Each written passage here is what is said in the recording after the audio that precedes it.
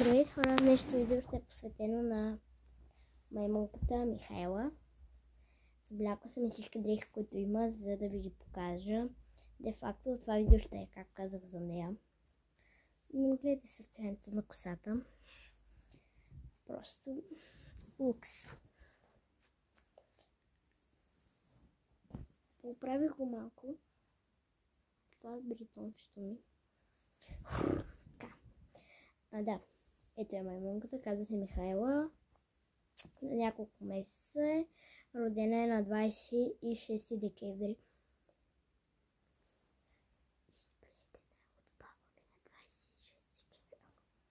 Така. Има най-сладката и приятна мечка косичка. Така. Започваме с първото нейно нещо. Накрая ще покажа леглото, което съм го развалила, за да ви покажа как го правим. Така, първо тази гривничка я направих аз. Както може да видите, не мога да фокусирам в момента. И с... Окей, аз ще трябва да оставя и да ви... малко ме дразни. Най-съдно с костенурка. Защо? Така. Ще видим на кой аутфит ти отива най-много. Вие може би знаете, но ще ви покажа пак. Две дрехи от знаете, това не е проблем. Ще сложа да се има докато мен, да може да не я държа. Така. Добре, ще държа. Забрах да покажа нейните огромни крака. Скоро ще има и обувчици, но не са дошли, поръчала съм ги. Има и опашчица. Ела да ви кажа нещо. Попи. Така. Обичате ще сложа да легне в мен, пък каквото иска да правим. Така. Първото нещо е тази грибничка. Ще направя отделно видео утре за какво ми подариха за именния ден. Така, без исках спрях. Започваме с първо нещо, което сте видяли. Рокличката. Сега отблизо ще ви показвам. Всичко това, което ви показвам, е плетено от баба ми. Много добре плетен. Рокличката на маймуната. И отзад копчето, което е на цветя, защото смятам, че ще отива на роклята. И тук на моето легло. Моето нейното. И да, адски много се отиват. И на нея, това е любимата дреха. Има и още една рокля, но тя е още не е готова почти. Баба я плете, но няма да ви я показвам, няма смисъл. Да, много е хубава. И обича да се носи, като излизаме навън, си я носи задължително. Не я сгъвам, защото мисля, че ще се намачка. Така, започвам с следващото. Любима, също не я дрежа. Този гащеризон. Адски мек е, може да се сгъде на адски малка топка. Но пък изглежда доста голям. И някакви хора в коментарите ми питаха защо ме дука заради нейната опашка. Нали, когато се сложи и нейната опашка излиза от тук. Ето де факто. Представете, че съм си го облекла и просто излиза от тук. За да може да не стои така нагоре, защото е грозно. Но да, копчето е котенце. Пак доста яко. И смятам, че отива с цветовете си. Яко е. Но нямам гривничка за него, но мисля всеки аутфит да се изплета. Следващото ново нещо изплетено за нея, което ми сплетохме преди маймунката да е готова. Но аз го бях сложила в гардероба ми с мои дрехи и го забравих тотално и днес си седих и заедно с гащеризона го обличам. Ето това е лече. После ще ви покажа всяко едно от нещата как стои. Ще се опитаме заедно да ги обличаме, не знам колко време ще отнеме.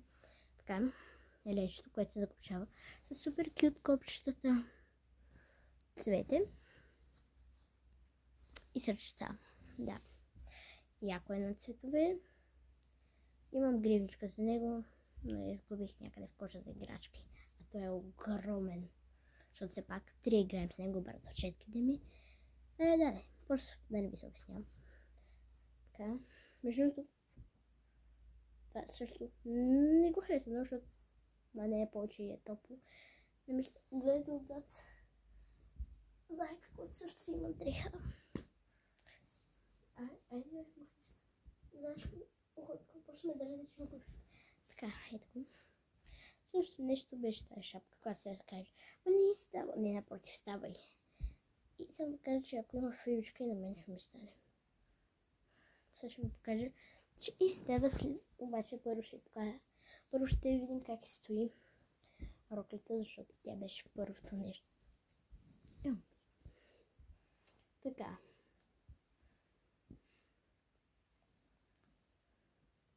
Сега аз не знам как да обичам. Всъщност, отиде да гледате шортса и знаете как стоят тези две неща. Сега ще ви покажа още са новите. Лечето. Сега как я обличам, чакам в мен да легне и пъхам ръчичките. И сега и в другото. Само да не заплета лека, че така става проблем. Оп. И ако искам да копчавам копчетата по този начин. Малко е трудно, защото не се разликвам преди. Но...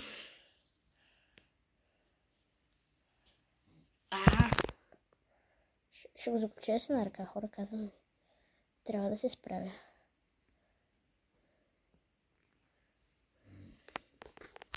Не.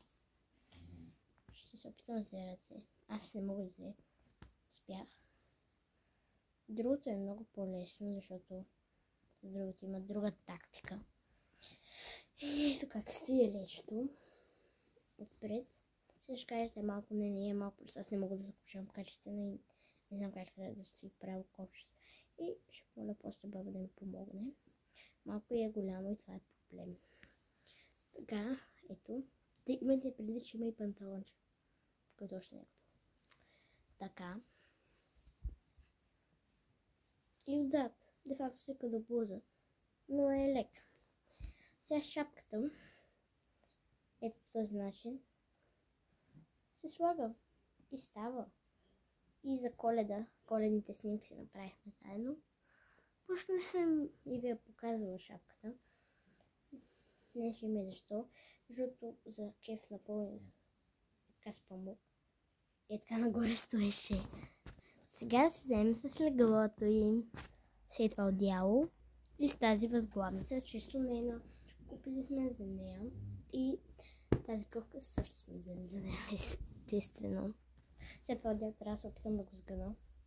И това не е доста добре, защото имаме си върговете. Това е моето дело. Аз съм го сгънала се наполовина. По този начин, когато го сгънете наполовина, то става двойно по-голямо. Ето ме, сега ще ви покажа какво трябва да направите. Да кажем, че сме обърнали всичко. Ето го с моето огромно одеяло. И сега ще се върнам. Този начин го разпъвам. Така. Гледайте внимателно. Вземаме възглавницата. И я слагам в крайчето.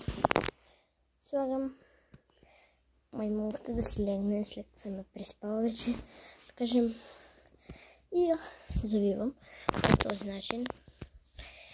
И тя може само по този начин. Тя спи. Аз, ако се чуете къде спа, аз спа тук, а тя е ето там. Ето там. Да. Или съм до нея, когато реве. Защото гледайте, какво ми се е падна. Сурикат. Имам едно бананче с куиши, но го изгубих. Защото нямам никаква представа къде е. Днеска го изгубих преди 2 минути. 20 минути, 15, може да са 100 часа. Не. В буквален смисъл, където да го търся зад матрака, го няма. Тук го оставих. Изчезна. Ето го зад матрака. Няма. Само да се оправим яделото. Много си го искам.